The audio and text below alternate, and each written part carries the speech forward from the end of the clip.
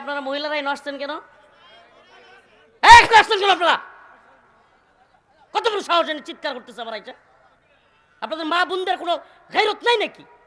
পর্দা ছেড়ে দিয়ে মাহফিল শুনতে হবে? আমার এখানে দাঁড়ায় আছে, এগুলো সরানো গেল এখান থেকে। পর্দা ছাড়া সবকিছু ছেড়ে দিয়া পুরুষদের মাঝখানে ঢুকে গিয়া মাহফিল করতে হবে। এই মাহফিলের বদনাম হবে, এটা ইসলামী শরিয়া হারাম হবে, এটা এই দিনের কোনো ফায়দা হবে না। এটা এখনো যে মহিলারা দাঁড়ায় আছে এখানে, এদেরকে লাঠি দিয়ে সরান। আশ্চর্য কথাবার্তা, এখানে চিৎকার করতেছে। এ কোন দিন যেটা পর্দার বিধান লঙ্ঘিত হবে? এই মাহফিল দরকার আছে নাকি? যে আমাদেরকে তিনি কেন পাঠাইছেন, রাসূল সাল্লাল্লাহু আলাইহি সাল্লামকে তিনি কেন পাঠাইছেন, আমি আজকে আপনাদেরকে বলবো যে গদ বাঁধা ওয়াজ শোনা থেকে একটু বের হয়ে আসেন। গদ বাঁধা ওয়াজ শোনা কি? দেখেন, আল্লাহ মাফ করুক, কথাটা তিক্ত হইলেও সত্য, যে এই রকম পরিস্থিতি যদি না থাকতো, এই তথাকথিত ভাইরাল বিষয়টা যদি না থাকতো, আপনারা এখানে আসতেন না। এই ভাইরালিজমের পিছনে ছুটা এটা বন্ধ করেন। আজকে অন্তত এই গদবাঁধা কথা কিংবা একটু হুঙ্কার জঙ্কার, তারপরে একটু গদবাঁধা আলোচনা শুনবেন, মাহফিলে আসছেন, এই চিন্তা থেকে বের হয়ে আইসা বিবেকের বন্ধ দরজাগুলোকে একটু খুইলা কয়েকটা কথা শুনেন। আল্লাহ পাক দিন কেন পাঠাইছে? এই দিন কি মসজিদের মধ্যে আর মাদ্রাসার মধ্যে পড়ে থাকবে? রমাদান আসলে মাঝে মাঝে 2টা রোজা রাখলাম, কোরবানির ঈদ আসলো একটা গরু জবাই করলাম, বড় গরু, আমি অনেক টাকাওয়ালা, এটা দেখানোর জন্য বড় একটা গরু জবাই করলাম, আরও কিছু টাকা হইলে হজ কইরা চলে আসলাম, আমারে মানুষ হাজি বলল। এই প্যাকেজ, এই যে প্যাকেজিং ইসলাম, 20-25 বছর পর্যন্ত যা মন চায় তা করো, তারপরে বিয়ে করো, সংসারের চিন্তা করো, পেরেশানি বাইরে গেছে, হালাল হারামের চিন্তা নাই, সুদ খাও ঘুষ খাও, যেমনি পারো টাকা কামাও। এরপরে কিছুদিন পরে কি হলো? টাকা পয়সা এখন যেহেতু হয়েছেই, এখন একটু মানুষকে দেখাইতে হবে আমি দিনের সাথে আসি, আমি খুব বড় দানবীর, আমি এই সেই, মসজিদে কিছু টাকা মাইরা দাও, হুজুরদেরকে দাও, হুজুররা তোমার এমনি জান্নাত পর্যন্ত পৌঁছে দেবে, ব্যাস খেল খতম। এই দিন, এটা দিন। আপনারা যখন এই দিন বুঝছেন, তখন ডাকাতরা আপনাদের পকেট কাটার জন্য, আপনাদের এই গলা কাটার জন্য জায়গায় জায়গায় আপনাদেরকে হামলা করার জন্য তৈরি হয়ে আছে। এই দিনটা আসলে এই জন্য আসে নাই যে আমরা এটাকে একটা জায়গায় ফেলে রাখবো। দিন আসলে কমপ্লিট কোড অফ লাইফ, পূর্ণাঙ্গ জীবন ব্যবস্থা। আজকে একটু ব্যতিক্রম কথা বলি, কারণ এই যে রাষ্ট্রের যত সমস্যা দেখতেছেন না, এই সমস্যাগুলোর মূলে হলো ইসলামী শরিয়া না থাকা। এই সমস্যাগুলোর মেইন প্রবলেম হলো রাষ্ট্রের কোরআন সুন্নাহ অনুযায়ী রাষ্ট্র কাঠামো তৈরি না হোক। আপনি যতই চেঞ্জ করেন, চিল্লায় পাল্লায় ফাটাই লাইছেন, হাসিনা পতন হোক, এই হোক সেই হোক, আপনি নতুন করে বসাইছেন, এখন কোন যে স্বরাষ্ট্র উপদেষ্টার পদত্যাগ হোক, এই হোক সেই হোক, আপনি চিল্লাইতেই থাকবেন, আপনার বাপ দাদাও চিল্লায় মরছে, আপনিও চিল্লায় মরবেন, শান্তি আর পাবেন না। শান্তি মুক্তি কামিয়াবির জন্য কোরআনের পথে ফিরে আসতে হবে। এটা গদবাঁধা কথা নয়, এটা আপনাকে বুঝতে হবে আগে যে আল্লাহ পাক ভালো জানে সমাজে, রাষ্ট্রে, পৃথিবীতে কিভাবে সৃষ্টি করছেন কে? বলেন না, সৃষ্টি করছেন কে? তাইলে স্রষ্টা যে, সেই তো জানে যে তার সৃষ্টি কিভাবে ভালো থাকবে।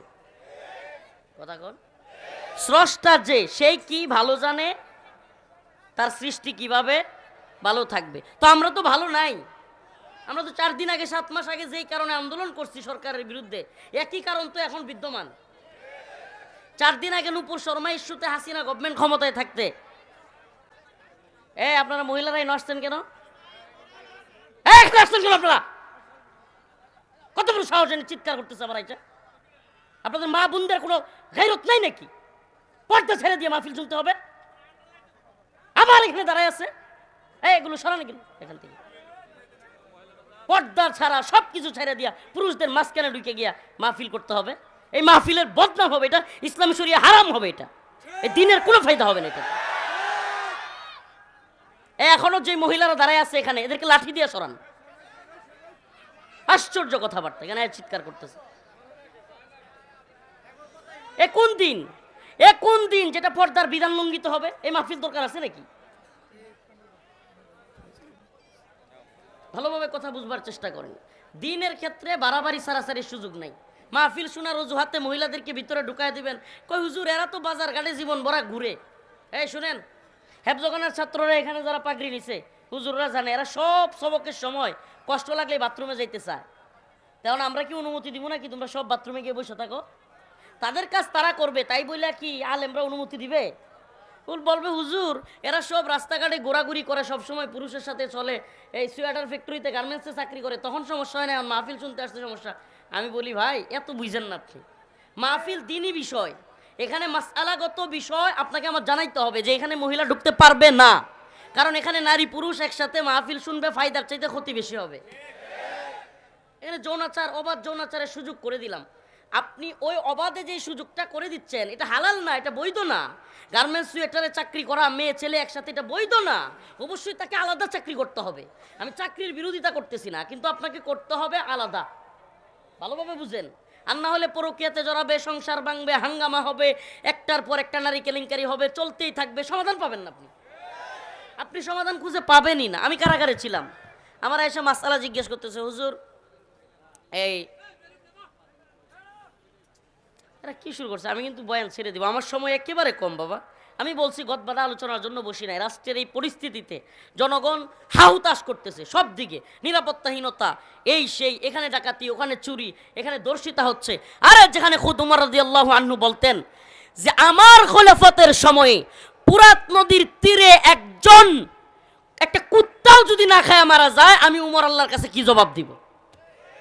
আর আজকে রাষ্ট্রে আমাদের মা বোনের দর্শিতা হচ্ছে, হিসাবে তো এগুলোর প্রত্যেকটার বেতন বন্ধ করে দেওয়া উচিত। কিসের উপদেষ্টা, কিসের সেনাবাহিনী, কিসের পুলিশ, যদি রাষ্ট্রের নিরাপত্তা দিতে ব্যর্থ হয়, তোমার টাকা দিয়া, আমার টাকা দিয়া চাকরির বেতন নেওয়া বন্ধ, বইয়ের গহনা কেনা বন্ধ। হওয়া তো দরকার ছিল সেটা, এটা নাই কেন? কোরআন সুন্নাহ নাই, ইসলামী শরিয়া নাই, এই গদবাদা কথা চলতে থাকবে। আপনার এই কালকে জনকণ্ঠের মধ্যে একটা নিউজ দেখলাম, অনেক ভালো লাগছে। মেয়েরা, ভার্সিটির মেয়েরা, আপনার নটরডেম বা ইডেন কোনো একটা কলেজের, আমার খেয়াল আসতেছে না, জনকণ্ঠে আমি নিউজটা দেখছি, ওরা পর্যন্ত বলতেছে আমরা কোরআনী শাসনে যদি কেউ দর্শন করে বা কোনো ইটিজিং করে, কোরআনী শাসনে ইসলামী শরিয়া অনুযায়ী শাসন চাই। সুবহানাল্লাহ বলেন। আমরাও আপনাদেরকে বলি, এদের নিরাপত্তা আমাদের দেখা হয়ে গেছে। এই আন্দোলন খেলা চলতেই থাকবে, আন্দোলনের দরকার নাই, খেলা সরাসরি হবে। যদি কোনোটা চুরি করে এটা ধরে হাত কেটে দিবেন, যদি কোনোটা ডাকাতি করে উল্টা দিক থেকে হাত পা কেটে দিবেন। যদি এই আদেশ দেওয়ার কারণে মামলা খাইতে হয়, আমরা মামলা খাইতে প্রস্তুত, কারণ রাষ্ট্রের নিরাপত্তা দিতে তোমরা ব্যর্থ হলে মব মব বইলা চিল্লাইলে কাজ হবে না। এখন রাষ্ট্রকে নতুন ফর্মুলা দিচ্ছে, আমরা নির্বাচিত সরকার আসার আগে, সেনাপ্রধান বলতেছে নির্বাচিত সরকার আসার আগে আমরা হার্ডলাইনে যাব না, আমি আমার সেনাবাহিনীকে বলবো সংযত থাকতে। তার মানে কি? তার মানে কি? তার মানে ভারতও চায় নির্বাচন, আপনিও চান নির্বাচন, অমুক দলও চায় নির্বাচন, সব তো মিলে যাচ্ছে। নাকি খায়াসাত পূর্ণ হচ্ছে না? নির্বাচিত সরকার আসলে খায়াসাত পূর্ণ হবে, পেট আর পকেটের ধান্দাটা ঠিক মতো করতে পারবেন। বিষয়গুলো একটু মিলাবেন, এই জাতিকে এইভাবে কথাগুলো বলবে না। আল্লাহ মাফ করুক, আল্লাহ মাফ করুক, আমাদেরকে বলতে হচ্ছে আজকে এ জাতির নিরাপত্তা নাই। এ জাতি 4 দিন আগে হাজার হাজার মানুষ জীবন দিয়েছে, আজকেও পরিস্থিতি এমন হয়েছে যে এখন এই সরকারের বিরুদ্ধে আন্দোলন করতে হবে। তো এই আন্দোলন খেলা কত চলবে? আমাদের যুবকেরা কত জীবন দিবে? এই জীবন দিতে দিতে, হে যুবক তোমাদেরকে বলে যায়, এই জীবন দিতে দিতে জীবন দেওয়ার খেলা শেষ হবে না, কিন্তু শান্তি মুক্তি কামিয়াবি কোনো কিছু হবে না একমাত্র কোরআনী শাসন ব্যতীত, ইসলামী শরিয়া ব্যতীত কোনোভাবেই তুমি শান্তি মুক্তি কামিয়াবি পাবে না।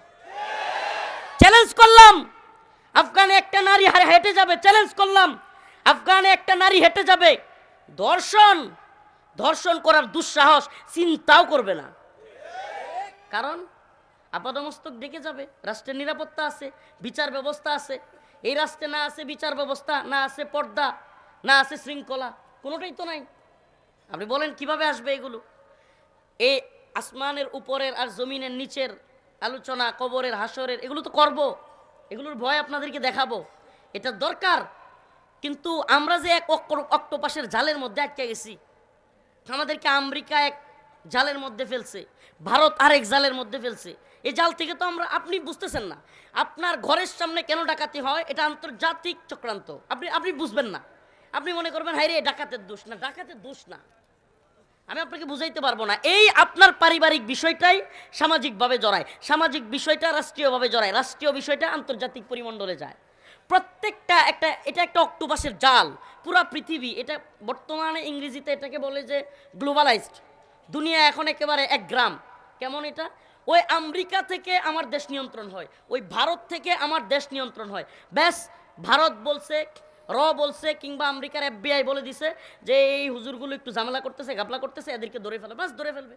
আপনারা দেখবেন হুজুররা সব জেলে। কাহিনী কি? আপনি এখানে বুঝতে পারবেন না কাহিনী কি, কাহিনীটা ওখান থেকে আসছে। ব্যাস, ওরা আসলে কি শুনেন, এদের প্রত্যেকের আলাদা আলাদা প্রভু আছে, আল্লাহ মাফ করুক, মানে আমাদের প্রভু কে? কিন্তু এদের সরকারে যারা আছে, এদের কারো প্রভু আমেরিকা, কারো প্রভু ভারত, কারো প্রভু চীন, কারো প্রভু রাশিয়া, এক একটার এক এক প্রভু। এরা না জনগণের কথা শুনে, না আল্লাহর কথা শুনে, ওই প্রভুদের কথা শুনে। কারণ এরা মনে করে ওই প্রভুদেরকে খুশি করতে পারলেই তারা ভালো থাকবে, ওই প্রভুদেরকে খুশি করতে পারলে তারা সুখে শান্তিতে স্বাচ্ছন্দ্যে ঘুরতে পারবে। না এরা দেশ জাতির চিন্তা করে, না এরা ইসলামের চিন্তা করে। আমার কথাগুলো বুঝতেছেন? হ্যাঁ, না বুঝলেও কিছু করার নাই। তাই আমরা বেশি দিন, আপনি মনে করেন না যে হাসিনার সময় শুধু আলেমদের জুলুম হয়েছে। এখন যদি FBI বা আমেরিকা থেকে এই দেশের কাউরে অর্ডার দেয়, এখনও আলেমদের উপরে মেসাকার চলতে পারে, নাউজুবিল্লাহ। এগুলো আমরা জানি, এগুলো যাই নেই কথা বলি, আমরা পরোয়া করি না, আমরা আল্লাহরে পরোয়া করি, আমরা গোলামি করি আল্লাহর। এই জন্য এই জাতিকে আমরা ভালোবাসি, এই জাতির চিন্তায় কথা বলি, উম্মার চিন্তায় কথা বলি, উম্মার কনসেপ্টে কথা বলবার চেষ্টা করি।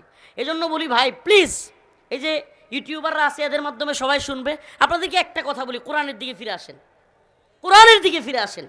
কোরআন কি বলে আমাকে জানতে হবে, আমার আল্লাহ কি বলে আমার আল্লাহই জানে। না হলে দেখবেন 2 দিন পরে বড় অশান্তি আর অশান্তি। আল্লাহ বলতেছে তোমরা অবৈধভাবে সম্পদ অর্জন করিও না, অবৈধভাবে টাকা পাচার করিও না, যারা টাকা পাচার করে এদেরকে শাস্তি দেওয়া হবে। দেশেও এটা বলে মানি লন্ডারিং আইন করছে, কিন্তু যখনই ক্রাইসিস মুভমেন্টে চলে আসছে, যখনই রিজার্ভের মধ্যে চাপ পড়ছে, তখন হাসিনার প্রশাসন বলতেছে এখন আর যারা টাকা পাচার করছে এদেরকে শাস্তি দেওয়া হবে না, এরা যদি টাকা পাঠায় আরো 2% প্রাণাদনা দেওয়া হবে। শুরু হয়ে গেছে বন্ডামি। মানে এটা হলো ক্রাইসিসে যদি চাপ পড়ে তাইলে নড়বড়ে হয়ে যাবে। আপনি রাকাল রাহা আল্লাহর নবীকে নিয়ে, আল্লাহকে নিয়ে কটূক্তি করছে, কোনো বক্তব্য এদের থেকে শুনবেন না। আপনারা চিত্তা যান, আপনারা চিত্তা যান, দেখবেন যে এরা বক্তব্য দেওয়া শুরু করছে, বিবৃতি দেওয়া শুরু করছে। আসলে এদের ব্যক্তিগতভাবে এদের কিচ্ছু নাই, এদের আদর্শিক জায়গাও নর্মাল। আমি কথা বুঝাইতে পারতেছি, আমি কষ্টে বলতেছি কথাগুলো, কষ্টে। কেন জানেন? কারণ আমার কষ্টটা ওই জায়গায়, হযরত ওমর যেখানে বলেন একটা কুকুর পুরাত নদীর তীরে যদি না খায় মারা যায়, আমি ওমর আল্লাহর কাছে কি জবাব দিব? আমার জানতে মনে চাই, বাংলাদেশে আমার মা আমার বোন ধর্ষিতা হয়, এদের কি জবাব দেওয়ার কোনো ভয় নাই? জবাব আমরা এদের একটা একটা করে নিব। হাসিনা বা হাসিনার আমলা, হাসিনা সরকারের কাছ থেকে জবাব নিতে পারলে এদের কাছ থেকেও নিতে পারবো। অতএব সাবধান হয়ে যান, সাবধান হয়ে যান। যদি আমার দেশের মা বোনদের ইজ্জত ও হেফাজত করতে না পারেন, নিরাপত্তা দিতে ব্যর্থ হন, সাবধান হয়ে যান। এই দায় আপনাকে নিয়ে অবশ্যই আপনার বিচার করা হবে। কি আশ্চর্য কথা, কি আশ্চর্য কথা, মা বোন দর্শিতা হচ্ছে। এর চাইতে তুমি আল্লাহর দুনিয়ায় এই জমিনে থাকবার চাইতে হিজরত করে অন্যদিকে চলে যাওয়া ভালো। আরে একটা মেয়েকে দর্শন করার কারণে মোহাম্মদ বিন কাসিম চলে আসেন নাই হিন্দুস্তান বিজয় করবার জন্য? একটা মহিলাকে বলেছিল যে সুলতান মাহমুদ গজনবী কিংবা মোহাম্মদ বিন কাসিমকে ডাকতেছিল, তো ওই যারা জালেম এরা তাচ্ছিল্যের ভাষায় বলতেছিল, হ্যাঁ তোমার জন্য ঘোড়া দিয়া এত দূর থেকে কাসিম আসবে, তাচ্ছিল্য করতেছিল। সুবহানাল্লাহ।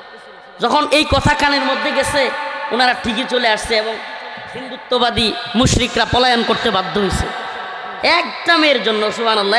একটা বাচ্চার জন্য শাহজালাল মুজাররদে আমিনী এই ভূমিতে আসেন নাই? শুনেন নাই বুরহানুদ্দিনের ঘটনা? চলে আসেন নাই? অথচ আমাদের শত শত বাচ্চা মেরে ফেলতেছে, শত শত মা, শত শত বোন।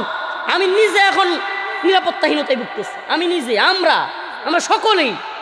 হচ্ছেটা কি? তো 7 মাস আগে কোন কসুর, কোন গুড়ার ডিমের এই কি বলে আপনারা সংস্কারের কথা বলে নেতৃত্বে আসলেন, একটা সরকারকে আমরা পতন ঘটাইলাম। কি করতে পারলেন আপনারা? করতে পারেন নাই, পারবেন না তো। এখন আবার আরেক দল বলবে যে দেন নির্বাচন দেন, আমরা সব একবারে সোনার দেশ বানালাম, জান্নাত বানাইলাম, আমরা জান্নাত বানাইলাম। কথার কথা। বিশ্বাস করেন ভাই, আপনাদেরকে বোঝানোটা আমাদের উদ্দেশ্য। কেউ নারাজ হোক, কেউ গুসা হোক, এই হুজুরে কেউ না দেখতে পারো, দূর এদের। আমি শুনেন, আমি বলি, আমি বক্তের বক্ত না, বক্তের বক্ত বুঝেন? এদেশে অনেক সেলিব্রিটি পয়দা হয়েছে, আল্লাহ মাফ করুক, এই সেলিব্রিটিরা আল্লাহর নবীর ইস্যুতে কথা বলতে সাহস পায় না, আল্লাহকে নিয়ে কটূক্তি করছে কথা বলে না, কিন্তু যখন জনরোষ তৈরি হয় তখন একটা ফেসবুকে পুষ্টানি মারে। কি লেগে? এখন জনরোষ তৈরি হয়েছে, নাহলে তো তার জনপ্রিয়তা থাকবে না। আসলে এরা জনপ্রিয়তার দাস, এরা সেলিব্রিটিজমের দাস, এরা আইডল না, এরা হলো ভক্তদের ভক্ত। আমি মনে হয় বুঝাইতে পারি নাই। মানে সেলিব্রিটিজম নষ্ট হয়ে যাবে, এই কাজ করা যাবে না। আল্লাহ মাফ করুক। আমাদের সেলিব্রিটিজমের ভয় নাই। আমরা সেলিব্রিটি নাকি ঘোড়ার ডিম এগুলো চিন্তা করি না। কে আমারে ভালোবাসলো, কে ঘৃণা করলো, এগুলো চিন্তা করি না। ওয়ালা ইয়াখাফুনা লাউমাতা লাইম, একমাত্র আল্লাহকে পরোয়া করে কথা বলি, দেশ জাতিকে নিয়ে চিন্তা করি, কথা বলে চেষ্টা করি। আমি এই জন্য বলি কি জানেন, আমি কোন মাহফিলে কতটুকু কথা বলবো, জীবনে কোনো মাহফিলের আয়োজক আমার এটা বলার সাহসই করতে পারে না যে হুজুর আমাদের এনে 1 ঘন্টা কথা বলতে হবে বা অত হাদিয়া দিব 1 ঘন্টা থাকতে হবে। তাইলে আপনার প্রোগ্রাম আপনি করেন, আমার যতটুকু মন চায় যখন মন চায় কথা বলবো, ব্যাস এতটুকু। আমরা কথা বলবো কি জন্য কথা বলবো? দ্বীনের জন্য কথা বলবো, উম্মার জন্য কথা বলবো, জাতির জন্য কথা বলবো। আমার কথাগুলো বিচ্ছিন্ন মনে হইতে পারে, কিন্তু কষ্টে বলছে। আল্লাহ পাক বলতেছে হুয়াল্লাযী আরসালা রাসূলাহু বিল হুদা ওয়া দীনিল হক লিইয়ুযহিরাহু আলা দ্বীনি কুল্লি ওয়ালাউ কারিহাল মুশরিকুন। আল্লাহ বলতেছে আমি রসুলকে পাঠাইছি সত্য দিন দিয়া হেদায়েত সহকারে। কেন পাঠাইছি? পাঠাইছি এই জন্য যে লিইয়ুযহিরাহু আলা দ্বীনি কুল্লি, সমস্ত দিনের উপর এই দিন বিজয়ী থাকবে। সমস্ত দিনের উপর এই দিন কি হবে? এখন আমাদের দেশে বিভিন্ন দল রাজনীতি করে, এই দ্বীনে শরিয়ার বিরুদ্ধে কথা বলে, অথচ তাদের দলের ফলোয়ারের অভাব নাই, ফ্যানের অভাব নাই, ভক্তদের অভাব নাই, ক্ষমতায় যাওয়ার জন্য চাটুকারের অভাব নাই। যেমনি হাসিনার চাটুকারিতা করছে, এখন হাসিনা নাই, আরেক দলের চাটুকারিতা শুরু করছে। শুনেন শুনেন, এই চাটুকারিতার চামচামির খেলা বন্ধ না করলে শান্তি মুক্তি কামিয়াবি পাবেন না। এই গদবাদা চলতেই থাকবে। গ্রামের একজন নেতা চাষটলে আসছে, 3-4 জন বসে আছে, বা ওয়ার্ডের একজন আপনাদের ওয়ার্ড কাউন্সিলর বা কোনো একটা নেতা আসছে, চায়ের স্টলে দেখবেন এই ভাই আসছে ভাই আসছে, ভাইকে স্যার দাও স্যার দাও, এগুলো এমনি করতে থাকবে। এরপরে উনি বসার পরে জানে এটা মদ খায়, জানে এটা ব্যভিচারী, জানে এটা মানুষের ধন সম্পদ মেরে খায়, তারপরেও 5-7 জন বসে রয়েছে। এক নেতা আসছে, এই ভাই আসছে, চারটা সাপ করতে থাকে। এই যে সামসামিটা শুরু হয়েছে ওয়ার্ড থেকে ইউনিয়ন পর্যায়ে, ইউনিয়নের নেতারা থানা পর্যায়ে, থানার থেকে জেলা পর্যায়ে, জেলা থেকে বিভাগ, বিভাগ থেকে জাতীয় পর্যায়ে, জাতীয় থেকে সারা দেশে চামচামি নিফাকের এক সমাজ তৈরি হয়েছে। এই নিফাকের সমাজে ওমর রাদিয়াল্লাহু শাসন করতে আসবে না, হাসিনার মতো আরেকজনই আসবে।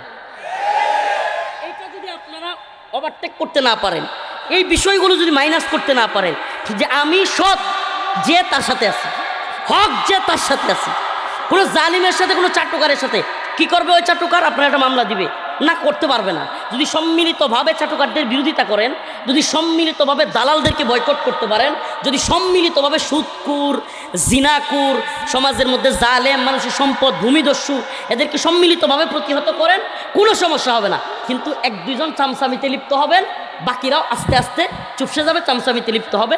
সমাজ সুন্দর হওয়ার পরিবর্তে সমাজ আরও নোংরা হয়ে যাবে। তাইলে সমাজকে সুন্দর করার দায়িত্ব আমাদের, আমার আপনার। আল্লাহ পাক বলতেছেন যে ইন্নাল্লাহা লা ইউগাইয়িরু মা বিকওমিন হাত্তা ইউগাইয়িরু মা বিআনফুসিহিম। আল্লাহ ততক্ষণ পর্যন্ত কোনো জাতিকে পরিবর্তন করেন না যতক্ষণ না ওই জাতি নিজেরা পরিবর্তন চায়। এই যে বিকারুন্নেসা না কোন একটা স্কুলের মেয়েরা এখন ইসলামী শরিয়া অনুযায়ী আইন চাচ্ছে, সুবহানাল্লাহ। এইভাবে যখন আমরাও চাইতে থাকবো যে আমরা ইসলামী শরিয়া চাই, ফখরুল ইসলাম আলমগীর যদি বলে আমরা শরিয়া চাই না, এই ফখরুল ইসলাম আলমগীরকে আমরা পরিত্যাগ করবো। যদি ইউনুস সাহেব বলেন, ডক্টর ইউনুস সাহেব বলেন, কিংবা এই ছাত্র সমন্বয়কদের কেউ বলে, বা এই নতুন ছাত্র সমন্বয়কদের দলের কেউ বলে যে আমরা ইসলামী শরিয়া চাই না, কোরআনী শাসন চাই না, আমরা এদেরকেও পরিত্যাগ করব। এই কনসেপ্ট যদি ক্লিয়ার না করতে পারেন, এই কথা যদি ক্লিয়ার করতে না পারেন, যে জাতির এই মুসলিম জাতির নেতৃত্ব দিতে হলে জাতির পালস বুঝতে হবে। সে যেই দলেরই হোক, আপনার আপ সোজা হয়ে যাবে, পালস বুঝে ফেলবে যে এই দেশে আল্লাহর বিরুদ্ধে গেলে, ইসলামের বিরুদ্ধে গেলে, রসুলের বিরুদ্ধে গেলে আমাকে লিডার মানবে না, ব্যাস সেও দেখবেন ইসলামের পথে চলে আসছে। তার মানে আপনি তাকে সহযোগিতা করলেন, মানে আপনি তার ভালো হওয়ার রাস্তা তৈরি করলেন। আর যদি চাটুকারিতা করেন যে আপনারা ইসলামী শরিয়া না মানেন, কোরআন না মানেন, তবুও আপনাদের পক্ষে আসি, ব্যাস ওই লোকটাও খারাপের পথে চলে গেল। আপনি ওই লোকটাকে খারাপের পথে যাওয়ার সুযোগ করে দিলেন।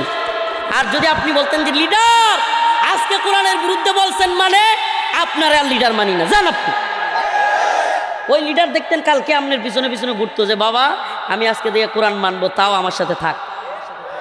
সুবহানাল্লাহ কন্যা।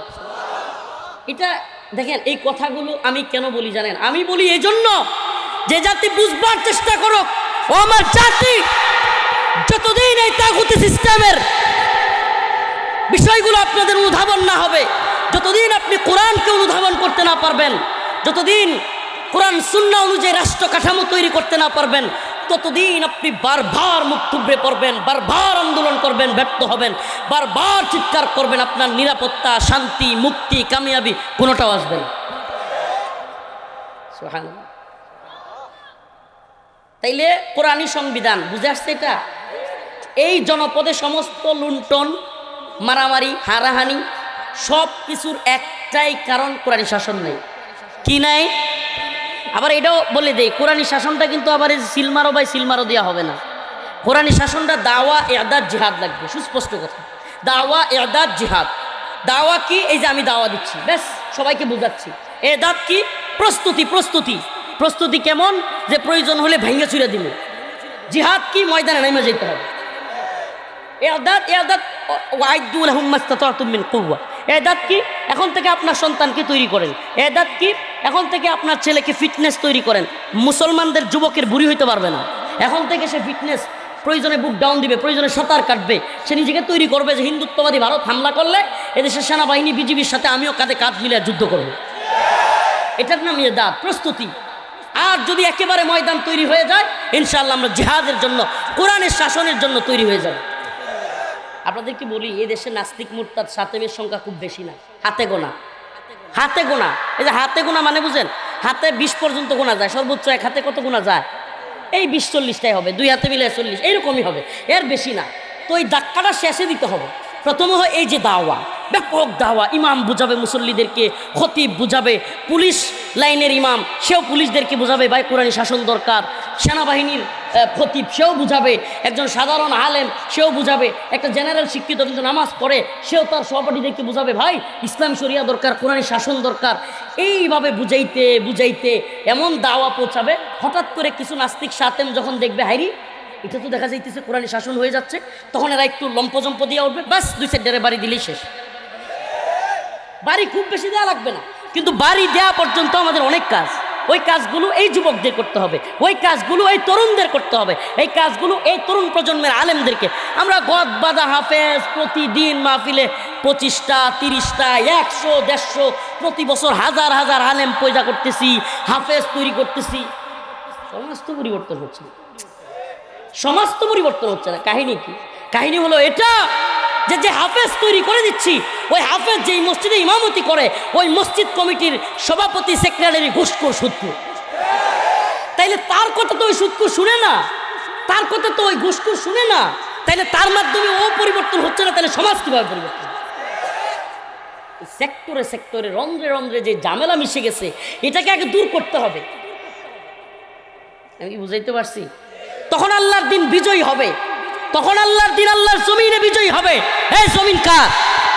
তাইলে জমিনে হুকুম চলবে কার? ইনিল হুকমু ইল্লা লিল্লাহ, আমার আল্লাহ তা'বুদু ইল্লা ইয়া। জমিনও আল্লাহর হুকুমও চলবে কার? ইবাদতও করি কার? আমরা ভারতের গোলামি করি, আমেরিকার গোলামি করি, চীনের গোলামি করি। আমাদেরকে তোমরা যেমন চাই করতে, আমরা জানি যে আল্লাহ বলছে ইদা জা আজালুহুম লা ইস্তাখিরুনা সাআ ওয়া লা ইস্তাকদিমুন, যে আল্লাহ যখন চান না তখন কেউ আমাকে মারতে পারবে না। মোল্লা ওমর রাহিমাহুল্লাহর উত্তরসূরি মোল্লা আব্দুল গনি বারাদার, মোল্লা হেবাতুল্লাহ আকুনজাদা, মোল্লা ইয়াকুব, মোল্লা সিরাজউদ্দিন হক্কানি, এদের এক একজনের কল্লার মূল্য আমেরিকা নির্ধারণ করছিল $50 লক্ষ। চিন্তা করা যায়? কয়টা কম্পিউটার এই কি বলে ভাইয়া যাবে। 1 টাকা বনাম 120 টাকা নাকি? এবার $1 হিসাব করেন, $50 লক্ষ এক একজনের কল্লার দাম। সুবহানাল্লাহ কন্যা, হেদের কল্লার মূল্য আছে। আমার মনে হয় আমার কল্লা 5 টাকাও কিনতো না এরা। বলবেন হুজুর কল্লা কেনার খুব দরকার। হ্যাঁ, কল্লা কেনা সুন্নাহ। আল্লাহ রসুলের কল্লার দাম হাঁকাইছিল আবু জাহেল, হযরত ওমরকে পাঠাইছিল 100 উট দিবে বইলা। আল্লাহ রসুলের কল্লার মূল্য ছিল, এখন আমাদের কল্লার কোনো মূল্যই নাই। আমাদের কল্লার এলাকার কোনো জালেমের কাছে আমাদের কল্লার মূল্য নাই, জানে এর চাষ করে ফেলাই দেওয়া যাবে, মূল্য কি? সুবহানাল্লাহ। তো আমাদের কল্লাগুলোর মূল্য হইতে হবে। যে আমরা জালেমদের তখতে তাউস এমনভাবে কাঁপাবো যে পুরা পৃথিবীর জালেম একমত হয়ে যাবে যে হুজুরে মেরা ফেলতো, মেরা ফেল, শহীদ করে দে, সুবহানাল্লাহ, শহীদ হয়ে যাব। কিন্তু আমরা তো ততদিন থামবো না। তো যারে মারতে চাইছিল সিরাজউদ্দিন হক্কানি কল্লা $50 লক্ষ ঘোষণা কইরা, তারে কি মারতে পারছে? নাকি জর্জ ডাব্লিউ বুশের প্রেতাত্মারা, আমেরিকার সমস্ত সেনারা নেটু জোট নিয়া আফগানিস্তানে আইসা নাকি খত দিয়া সাইরা দেমা কান্দাবাসী বলে বাপ ডাইকা পরে বিদায় নিছে? আর মোল্লা সিরাজউদ্দিন হক্কানির কল্লার দাম এখন কোথায়? তিনি এখন আফগানের স্বরাষ্ট্রমন্ত্রী, সুবহানাল্লাহ। তার মানে কি বোঝা গেল? আল্লাহ না চাইলে কাউরে মারা সম্ভব, তো আমাদেরকেও মারতে চাইতে পারে। এই যে কথাগুলো বলছি, এরা এক এক সময় দেখবেন এক এক ধরনের বক্তব্য দিবে। এই রাজনৈতিক নেতাদের কোনো আদর্শ নাই, এই গণতান্ত্রিক রাজনৈতিক নেতাদের কি নাই? কোনো আদর্শ নাই। এই প্রশাসনে যেগুলো আছে বা বিভিন্ন বাহিনীতে এদেরও আদর্শ নাই। এদের আদর্শ একটাই, পকেট আর পেটের দান্দা। এটাই তো বোঝা যাচ্ছে। জাতির জন্য যদি চিন্তা থাকতো তো 7 মাস আগে এতগুলো ছাত্র জীবন দিল, এতগুলো আলেম জীবন দিল, আমরা জেলে গেলাম, রিমান্ডে, ফাঁসির দড়ি প্রায় ঝুলে গেছিল। আমাকে তো এক পর্যায়ে বলছে যে রাষ্ট্রদ্রোহের মামলা দিয়ে, নাউজুবিল্লাহ। কেউ এসে বলতেছিল হুজুর আপনার ফাঁসি হয়ে যেতে পারে। এই কথাগুলো একবারে আপনার নর্মালি বলে দিচ্ছি, কিন্তু এটা এত সহজ ছিল না, কিন্তু ওই জায়গায় চলে গেছি আমরা, ওই জায়গায় আমাদেরকে যেতে হয়েছে এই কয়েকদিন আগে। তাইলে আবার এমন পরিস্থিতি আমাদের কেন দেখতে হচ্ছে? আবার রাস্তাঘাটে বের হলে রাত্রে নিরাপত্তাহীনতা কেন? তো আমাদের টাকায় বেতন কি ওরা নিচ্ছে না? তো এরা নিরাপত্তা দিতে পারতেছে না কেন? এদেরকে নিরাপত্তা দিতে বাধ্য করা হচ্ছে না কেন? প্রিয় ভাইরা আমার, বন্ধুগণ আমার, এই জন্য বলি ভাই, হদ বাঁধা কথা বললে সমাধান আসবে না। আপনাকে যদি আজকে বলি যে নির্বাচনী সমাধান, আপনাকে যদি বলি এই আরেকটা রাজনৈতিক সরকারি সমাধান, এগুলো ভুয়া কথা, সমাধান পাবেন না। লিখে রাখেন, আজকের তারিখটা লিখে রাখেন, 2025 সাল ফেব্রুয়ারি মাস 25 তারিখ, না 25শে ফেব্রুয়ারি 2025 লিখে রাখেন। আমি বলে যাই, প্রয়োজনে কোট করে রাখেন যে অমুক হুজুর বলছিল যে এই দল ওই দল এগুলো করে শান্তি মুক্তি কামিয়াবি আসবে না। যদি আমরা প্রকৃত শান্তি মুক্তি কামিয়াবি চাই, কোরআনী শাসন তৈরি হইতে হবে, এবং কোরআনী শাসনের জন্য আমরা আমাদের পুলিশদেরকে তৈরি করব, আমরা আমাদের বিজিবিকে তৈরি করব, আমরা আমাদের সেনাবাহিনীকে তৈরি করব, আমরা আমাদের ছাত্র জনতাকে তৈরি করব, আমরা আমাদের তরুণ আলেমদেরকে তৈরি করব, আমরা এই উম্মাকে, এই জাতিকে তৈরি করব। ও জাতি, শান্তি প্রকৃতপক্ষে যদি চাও, কোরআনের দিকে ফিরে আসো।